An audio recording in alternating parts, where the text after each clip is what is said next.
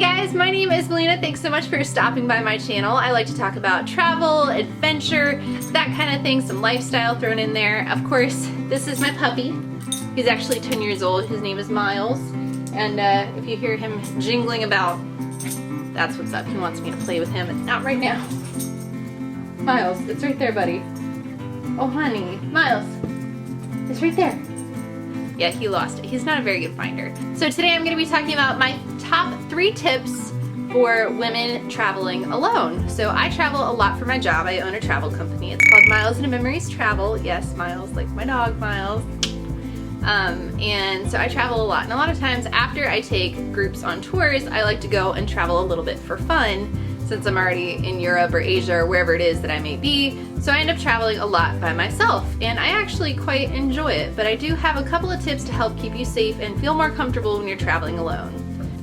Tip number 1 is think about safety when you find a place to stay. So for me, I like to stay at hostels. Hostels can be very safe places. You just need to do your research before you get there. So for me, that looks like going on to websites like hostelworld.com and reading reviews. I have a personal preference of staying at places that only have 80% or higher, preferably higher, for things like safety, cleanliness, that kind of a thing. And it just makes me feel a lot more comfortable when I get to the hostel. And you know, hotels are obviously going to tend to be a little bit safer just because of their nature. You have your own room that locks, things like that. So take that into consideration. If you're staying in maybe a rougher city, you might want to opt for a hotel over a hostel. And personally, just my personal preference, I know people do it all the time, but I don't like to stay with Airbnb if I'm traveling by myself, because I'm showing up by myself to meet a stranger and letting them know that I am by myself in this building. I personally, it's not something that I like to do, but you know, you need to make that decision for yourself. So yeah, that's my top tip, is think about safety, think about where the hostel or hotel is located in the city. For instance, when I was in Cape Town, I opted to stay in a hotel over hostel because it's known for being a little bit rougher, not as safe to walk at night, that kind of a thing. So I just felt more comfortable in a hotel. So that's what I went with. Tip number 2 is listen to your instincts. It's amazing how right your gut can be a lot of the time. Not all of the time, so use common sense, but go with your instincts, because honestly, not everyone you meet is out to get you or out to hurt you. I've had amazing experiences where I've gone out to eat with a group of people that I just met in a hostel, and it's been amazing. I've also had experiences where, you know, some guy or even a girl comes over and starts talking to me and I just don't get a good vibe from them. They're asking questions that are a little bit too personal, and at that point you just sort of step away and try to talk with someone else. Don't give them your information or your room number or anything like that. So just sort of go with your gut, because I've had people come up and offer. I was carrying a bunch of soccer balls for a team, and he said, you know, can I help you in Spanish? And my Spanish is very good, but it's not completely perfect. So I was like, man, I hope I heard him right.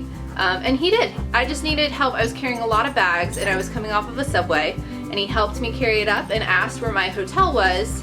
And I just said, oh, it's right across the street. Thank you. And he said, I hope you have a great day. Bye. And he walked away. He was honestly somebody just trying to help me. So there are people out there that are there to do good. You just really got to trust your instincts, because you know, the world isn't a perfect place and they might have ulterior motives, so just keep that in mind and use common sense and trust your instincts. Tip number 3 is to communicate with people back home. For me, before I leave, I usually like to plan out generally what city I'll be in. I have my hostels booked ahead of time and think, okay, I want to do these activities on this day, that sort of a thing. It doesn't have to be down to the minute, at least not when it's just me traveling, which I kind of love, but with a group it's very, very structured. I always leave a copy of my itinerary at home with a loved one, somebody I trust. That way, should the worst happen, they know what city I'm in, where I'm supposed to be, that kind of a thing. And I also like to just check in. Even if it's just an email or a blog post or anything like that, I just let my loved ones know pretty much every day that I'm doing okay. Had a great day. Love you, talk to you later. It's really, really simple, and it's a great way to check in so that if something does happen, it's not 3 or 4 or 5 days before someone realizes that you need help. So the other thing is carry a copy of your passport and leave that at home So if you lose your passport and you also lose your copy that you should be carrying, someone back home will have that, and you'll be able to find the US Embassy, which you should know where that is. That's another little tip for you. And they'll be able to help you out a lot faster and get you where you need to go as far as getting a new passport. So communicate with loved ones back home, whether that be a mom, a dad, a sister, friend, fiance, husband, whoever. Ooh, you okay, buddy? That's my dog. He's got allergies. But that way, it's just someone to check in with and somebody to help you if you should need it. So those are my top tips. Just remember to use common sense. Think the world really is not as scary as a lot of people think it is. You do need to be smart, need to use your judgment. You know, for me personally, I choose to not go out drinking when I'm by myself in a foreign country. It just puts you in, you know, a vulnerable position, and it's something that I personally like to avoid. Again, all of these are just things that I do and things that have worked for me. So use your judgment and decide what works best with you. Thank you guys so much for stopping by. If you like this video, give it a thumbs up. Don't forget to subscribe for more travel and adventure videos, and I will see you guys next time.